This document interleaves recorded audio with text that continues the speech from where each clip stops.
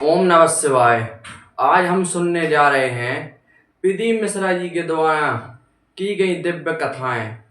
यह वीडियो धार्मिक उद्देश्य के लिए बनाया गया है। चलो तो शुरू करते हैं।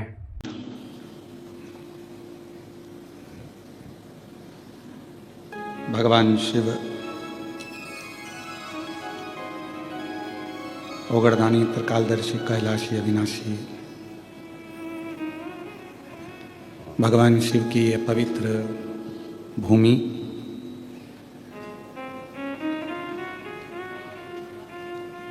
बैरुल कृष्णेश्वर महादेव की यह पवित्र धरा, जहाँ से आप और हम सब ऑनलाइन शिव महापुराण की एक पवित्र पावन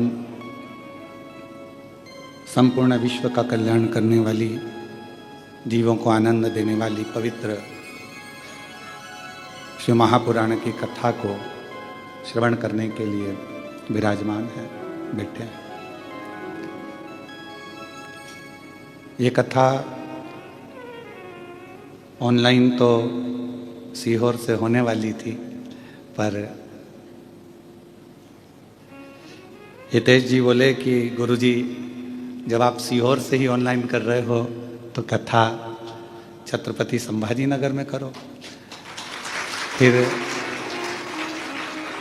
हमने कहा छत्रपति संभाजी नगर में तो नहीं, फिर अगर ऑनलाइन करें तो कृष्णेश्वर बाबा के दरवाजे से करें, जिससे सारा विश्व इस पितृपक्ष में इस पवित्र कथा को कृष्णेश्वर बाबा के चरणों से श्रवण कर कर अपने जीवन को आनंद पाए और 12वें ज्योतिर्लिंग का इस पवित्र अवसर पितृपक्ष में जो कथा श्रवण करे।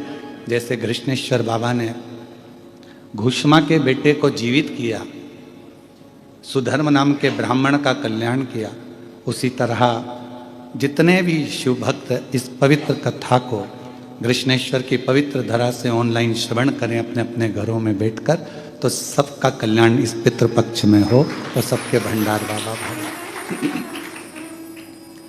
तो ये पवित्र कथा कृष्णेश्वर महादेव की पवित्र भूमि से हो रही है और ऑनलाइन चल रही है। इस कथा में किसी को आना नहीं है, सबको अपने अपने घरों से कथा का लाभ लेना है। हमने हितेश नारखेड़े को कहा था कि भाई भीड़ को कंट्रोल तो का मालूम ही नहीं पड़ेगा, किसी को ज्ञात ही नहीं होगा और ऑनलाइन कथा हो जाएगी। तो हमने कहा ये शंकर है, जब डमरू बजाता है तो सबको मालूम पड़ जाता है, ये उसकी उदारता है। सो सुलभा सोपान दत्तात्रेय नारखेड़े इस कथा के मुख्य यजमान बने हैं। सो ज्योति श्री राजेंद्र आनंदराव पाटिल इस कथा के मुख्य यजमान बने हैं। पल्लवी हितेश जी नारखेड़े इस कथा के यजमान बने हैं। और ये दिव्य और भव्य कथा एक आनंद के साथ, भक्ति के साथ चल रही है।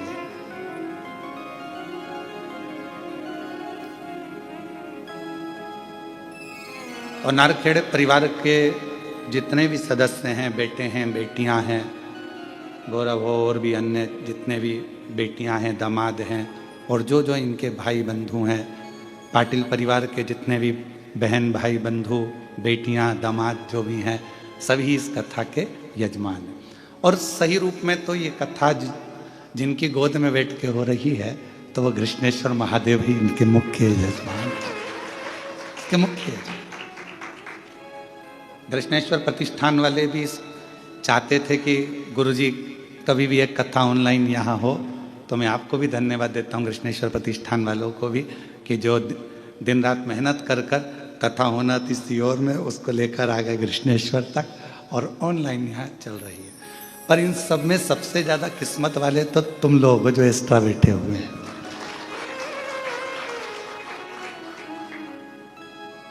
सोचा भी नहीं होगा कि इतने करीब से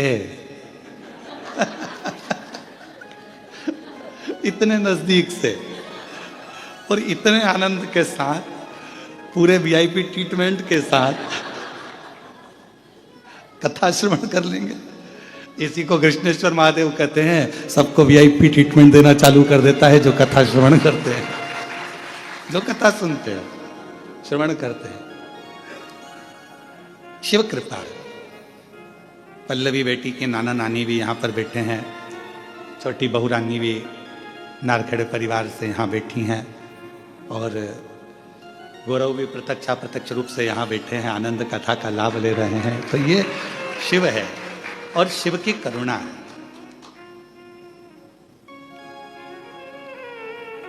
अब 7 दिन की कथा आस्था चैनल पर, फेसबुक, यूट्यूब पर चलेगी। सब ये सोचकर सुनना कि पितृपक्ष की कथा हम बाबा कृष्णेश्वर नाथ की पवित्र भूमि महाराष्ट्र बेरुल से सुन रहे हैं। और जितने भी लोग कथा को श्रवण कर रहे हैं, जो पितरों के लिए सुन रहे हैं, 2 दाना चावल का हाथ में लेकर कथा को श्रवण करने के बाद अपना जो पानी का मटका है, हंडा है, परिंडा है, वो उस हंडे मटके के पास में 2 दाना चावल अपने गोत्र का बोलकर छोड़ दें। उस मटके के पास में, हंडे के पास में, पानी के मटके के पास में, क्योंकि ये पितृपक्ष की कथा। आपको मालूम होगा कि इस व्यासपीठ से बार बार चावल के दानों का, अक्षत का वर्णन किया जाता है। अक्षत एक उजला अन्न है। चावल एक उजला अन्न माना जाता है, और उस अन्न का महत्व ये रहता है कि जब हम पितृपक्ष में अपने पूर्वजों के लिए, अपने पूर्वजों का स्मरण कर कर यदि शिव महापुराण की कथा को श्रवण कर रहे हैं और कथा का रसतत्व ग्रहण कर रहे हैं, तो उस कथा के रसतत्व को हम उज्जवल अन्न के साथ अपनी जिंदगी को उज्जवल करने के लिए श्रवण करें। अब ये बात तो हमने अक्षत दाने की बोली, जो आस्था चैनल पर टीवी पे कथा सुन रहे हैं उनके लिए। और तुम अगर चावल रख लोगे तो ताली कैसे बजाओगे भजन में?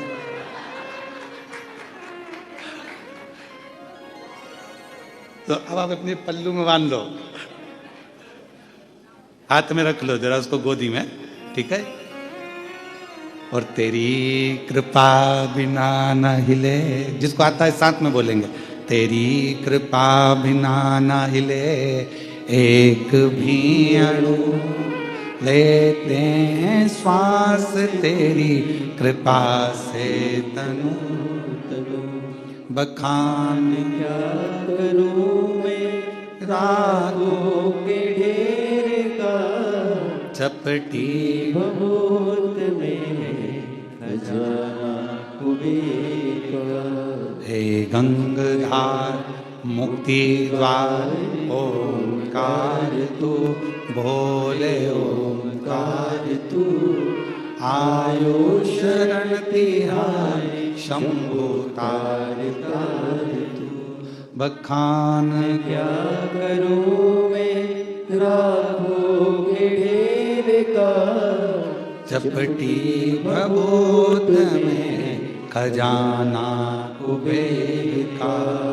हे गंगाधार मुक्ति वारी ओंकार तू, भोले ओंकार तू, आयो शरण तिहारी शंभु तार तार तू। शिव करुणा सागर है, शिव दया सागर है, शिव कृपा सागर है।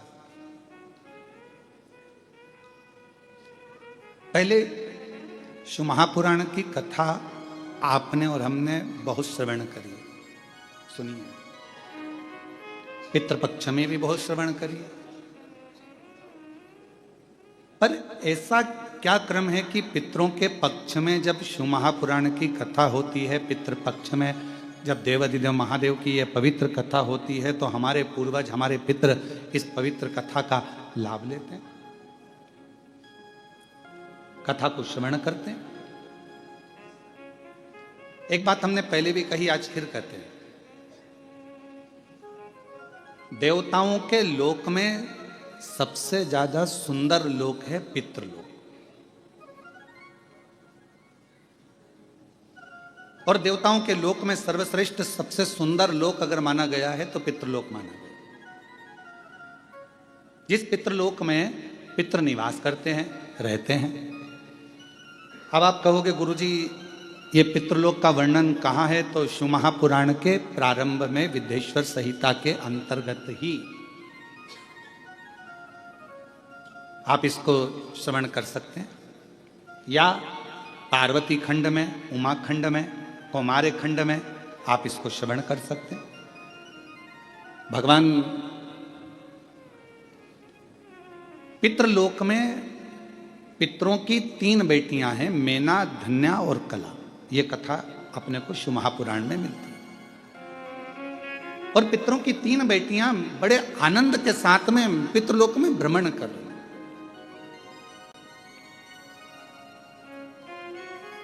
और भ्रमण करते करते पितृलोक में वो तीनों, मेना, धन्या, कला, भ्रमण करते करते चल रही थी। और उन्हीं पितृलोक के दरवाजे पर सनकादि ऋषि बैठकर तप कर रहे हैं, साधना कर रहे हैं। सनत कुमार बैठे हैं और भगवत भजन में डूबे हुए, मंत्र जाप में, नाम जाप में, स्मरण में डूबे हुए,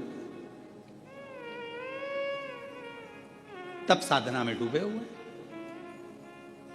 थोड़ी देर बाद वहीं से मेना निकल कर जाती हैं।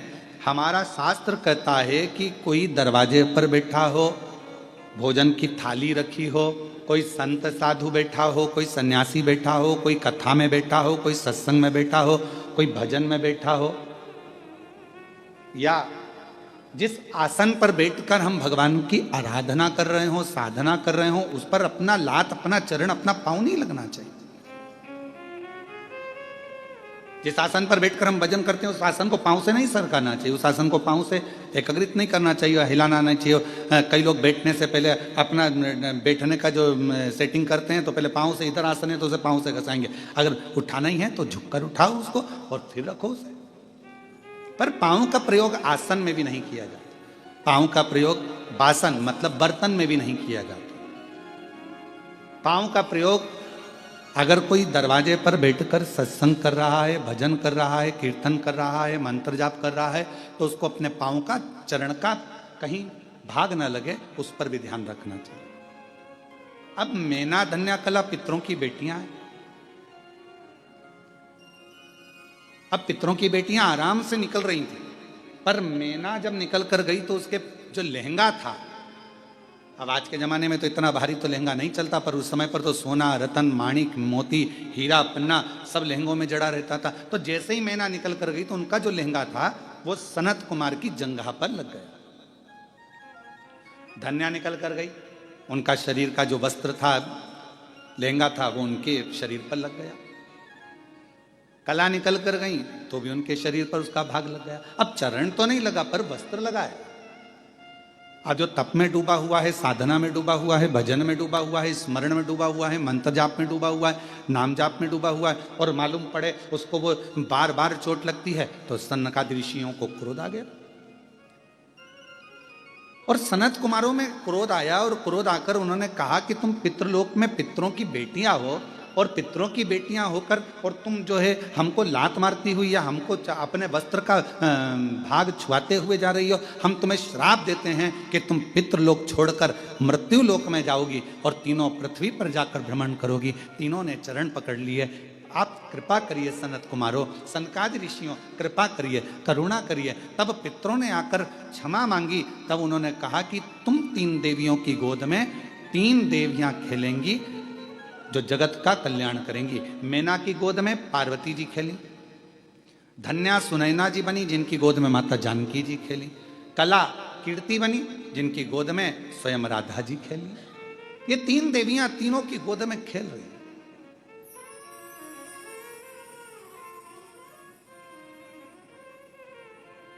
और पितृलोक का सुख छोड़कर मृत्यु लोक में आ गई।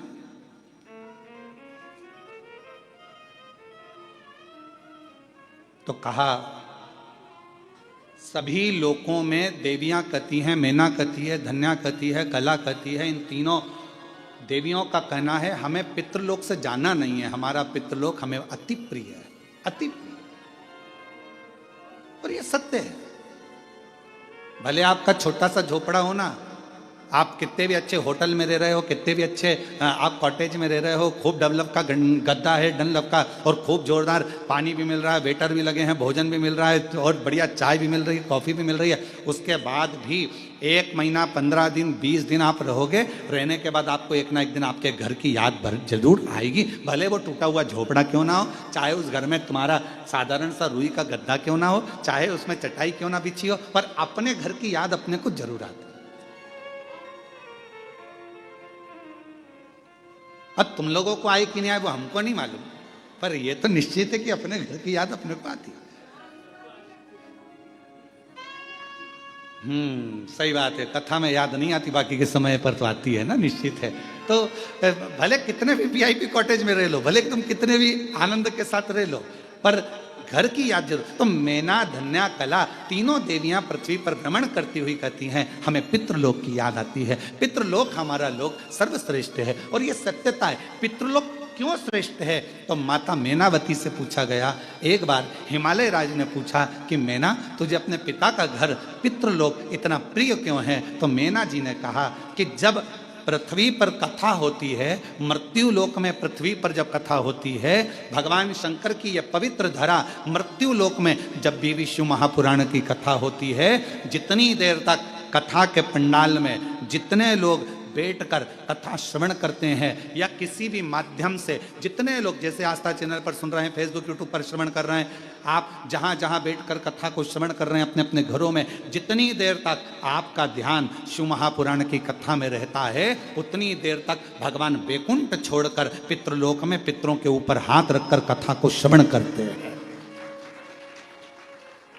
अब आप लोग जितने लोग बैठे हो, आपके पूर्वज, आपके दादा परदादा 71 पीढ़ी में, कोई महिला है, बेटी है, उसकी 71 पीढ़ी, कोई पुरुष है, उसकी 71 पीढ़ी। तो जितने लोग भी इस आस्था चैनल पर कथा को सुन रहे हैं, फेसबुक यूट्यूब पर कथा को श्रवण कर रहे हैं, या बेलूर की इस पवित्र घृष्णेश्वर महादेव की इस पवित्र हॉल में बैठकर इस कथा को श्रवण कर रहे हैं, आप जितने भी सुन रहे हैं, आपके पूर्वज, आपके पितर, आपके देवता, आपके दादा परदादा 71 पीढ़ी में जहां कहीं पर भी होंगे, वो पितृलोक में जब बैठे रहेंगे, आप कथा श्रवण कर रहे होंगे, उस समय पर भगवान देव अधिदेव महादेव, भगवान नारायण और भगवान ब्रह्मा, इंद्र, 33 कोटि देवता पितृलोक में जब तक आप कथा सुनते हो, उतनी देर तक वो पितृलोक में हमारे पूर्वजों के पास उनके कंधे पर हाथ रखकर ऐसे श्री शिव महापुराण की कथा को श्रवण करते हैं और वर देते हैं। देख तेरे परिवार वाले कथा सुन रहे हैं, देख तेरे परिवार वाले कथा करवा रहे हैं, देख तेरे परिवार वाले 3 घंटे तक कथा में अपने हृदय को, अपने चित्त को, अपने मन को लगाए हैं। जा पितृपक्ष में ये कथा तेरे पूर्वजों के आनंद में ये श्रवण कर रहे हैं। मैं 16 दिन के श्राद्ध में भगवान नारायण कहते हैं, मैं वर देता हूं कि जो पितृपक्ष की कथा श्रवण करता है उसकी मनोकामना देवाधिदेव महादेव पूर्ण कर देते हैं। ये नारायण वचन देते हैं। और तेरी कृपा बिना ना हिले एक भी अणु, लेते हैं श्वास तेरी कृपा से करूं। ये प्रभु कृपा, ये शिव कृपा, कहीं ना कहीं परमात्मा की बड़ी, जब कथा नहीं आ रही थी, अभी ऑनलाइन कथा नहीं चल रही थी और अधिक बारिश हो रही है, जलवृष्टि बहुत ज़्यादा है जगह जगह पर, जहाँ जहाँ कथा होना थी, भीलवाड़ा होना थी, एक गुजरात होना थी, एक हिमाचल होना थी, और इतना पानी, इतना पानी, इतना पानी। तो उनको देखते हुए कि किसी को जनहानि ना हो, कोई आए कथा में और किसी को तकलीफ ना हो, इसलिए समितियाँ उस कथा को रोकते रोकते फिर इस कथा को ऑनलाइन पर लेकर आई, जिससे आप सभी इस कथा का रसतत्व अपने घर बैठकर कर सके, श्रवण कर सके। ये पितृपक्ष है। 16 दिन है राजा कर्ण के, जिसने अपनी जिंदगी में खूब दान दिया है। कहते हैं कर्ण जैसा दानी संसार में नहीं हुआ है। एक बार स्वयं अर्जुन ने कह दिया था कि राजा कर्ण को इतना दान, लोग बस दानवीर कहते हैं, दानवीर कर्ण कहते हैं, दानवीर कर्ण कहते हैं। मैं भी तो दान करता हूं, तो मेरा नाम भी तो दानवीर अर्जुन होना चाहिए, दानवीर युधिष्ठिर होना चाहिए, दानवीर भीम होना चाहिए।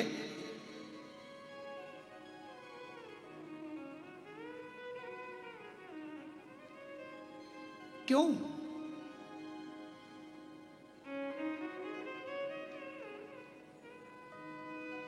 देखो,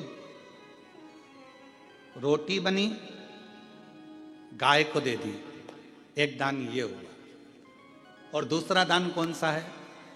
बहुत देर से गाय दरवाजे पर खड़ी है और तुम्हारे डब्बे में रोटी नहीं है, तुमने आटा उसना, एक रोटी बनाई और फिर ले जाकर गाय को दी, एक दान ये कहलाता।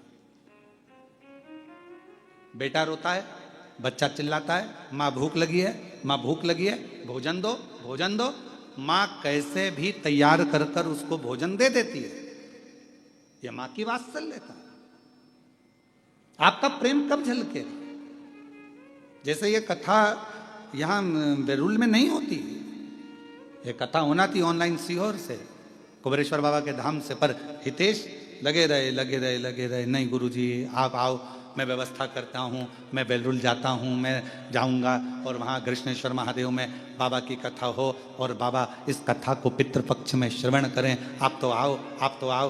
तो ये एक फॉर्मेलिटी पूरी करना एक अलग बात हो जाता है कि एक बार कह दिया और एक वो हो जाता, नहीं साहब आना तो पड़ेगा ही।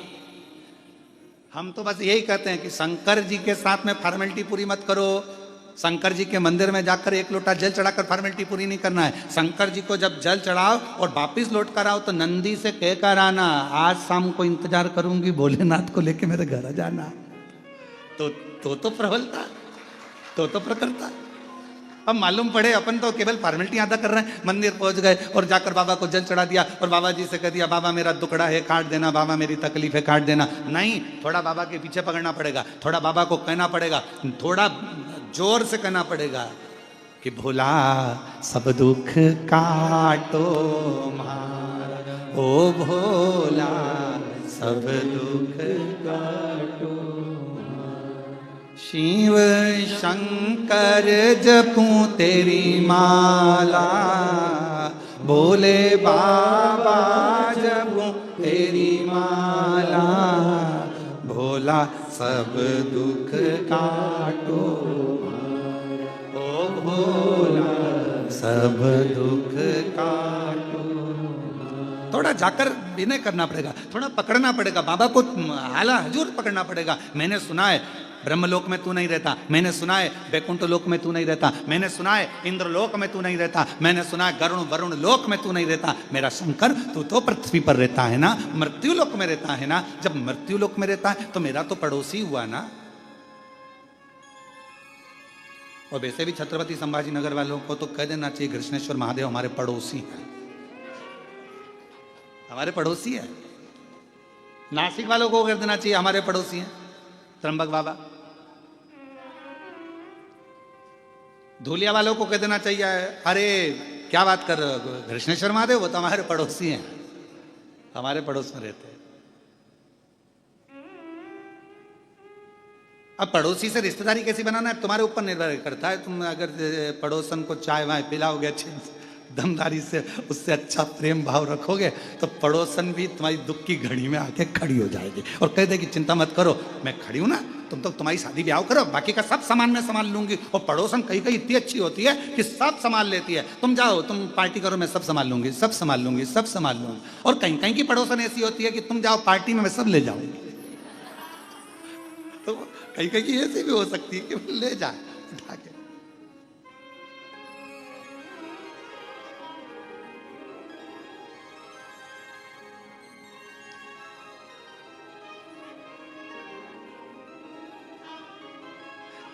एक परसों के दिन एक भक्त, एक माता जी थी बड़ी बुजुर्ग थी और वो कुबेरेश्वर धाम पे आई।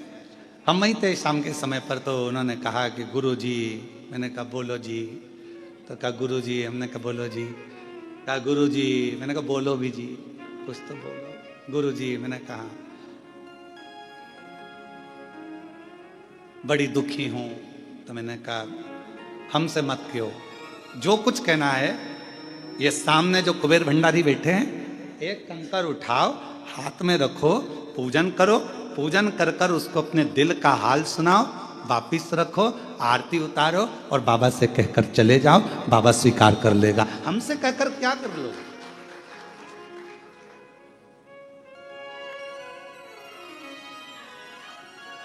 हमसे लिख कर क्या करें। फिर थोड़ी देर बाद उसके मन में गुरु जी, मैंने कहा क्या हुआ जी? चप्पल कोई ले गया।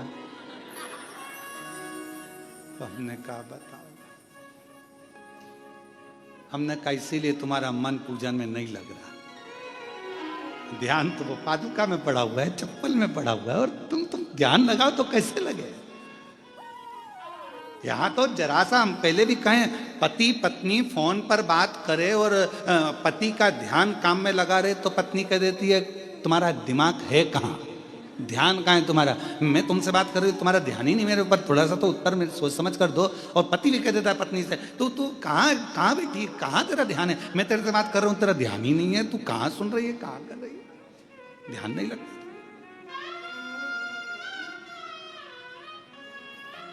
और मैंने तेरे ही भरोसे बाबा, तेरे ही भरोसे हवा बिच उड़ती जावांगी बाबा, डोर हथो छड़ी मैं कटी जावांगी, भोले मैं तेरी शंभू मैं तेरी। तो हमारा और आपका ध्यान का ये उसी में कहा गया, जैसे एक स्टूडेंट ऑन बैठे थे बहुत सारे, एक टीचर ने एक स्टूडेंट को खड़ा करा, बेटा खड़े हो जाओ। जी सर बोलिए, केले के फायदे बताओ। तो उसने कहा सर केले का फायदा ये होता है कि उससे हड्डी मजबूत हो जाती है, और केले के छिलके का फायदा ये होता है कि उससे हड्डी वापस टूट जाती है। टीचर ने कहा बेटा नीचे बैठ जाओ।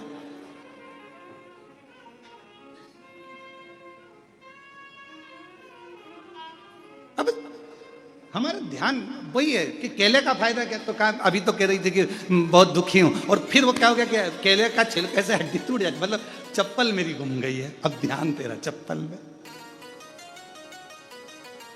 और हम हमेशा कथा में कहते हैं कि अपना सोना चांदी हीरा पन्ना, अपना जितना भी सामान है कीमती कीमती अपने घर छोड़ कर आओ। अगर चप्पल भी तुम्हारी कीमती है तो घर छोड़ कर आओ। यहाँ तो तुम, मेरा बाबा डायमंड है, हीरा, मेरा शंकर कोई हमसे पूछे कि तुम्हारी जिंदगी की सबसे बड़ी पूंजी क्या है, तो हम कहते हैं शिव हमारी पूंजी है, शंकर हमारी दौलत है, और जितने ज्योतिर्लिंग है ये मेरा तिजोरी का भंडार है। वहां पहुंचकर जो चाहो वो प्राप्त हो सकता है, जो चाहो। अभी कृष्णेश्वर महादेव से आप लोग कथा श्रवण कर रहे हैं, ऑनलाइन कथा सुन रहे हैं। अगर दिल से 7 दिन तक आप रोज 2 बजे से 5 बजे तक कथा को श्रवण करो, दिल से बाबा ने करुणा करी है तो दिल से सुनो। 7 दिन के बाद पूरे 16 श्राद्ध नहीं, और जिस कामना से सुन रहे हो बाबा आपकी वो कामना 16वें दिन तक पूर्ण जरूर कर देगा, ये निश्चित है, क्योंकि ये पितृपक्ष की कथा।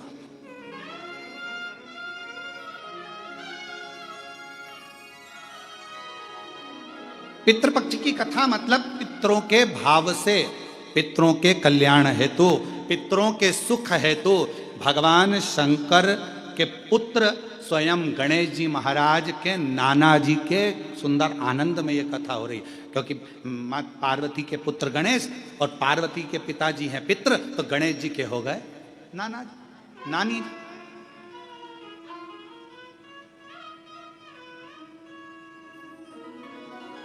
जो कामना कर कर श्रवण कर रहे, जो भाव से श्रवण कर रहे हैं, और पूरे देश विदेश में बैठे हुए शिव भक्त आस्था चैनल पर जो कथा सुन रहे हैं, दिल से श्रवण करें अपने जीवन को आनंदित करने के लिए। पितृलोक बड़ा सुंदर, और बड़ा सुंदर पितृलोक, उस पितृलोक का आनंद भी दूसरा। तो मन नहीं लग रहा हमारा, मन नहीं।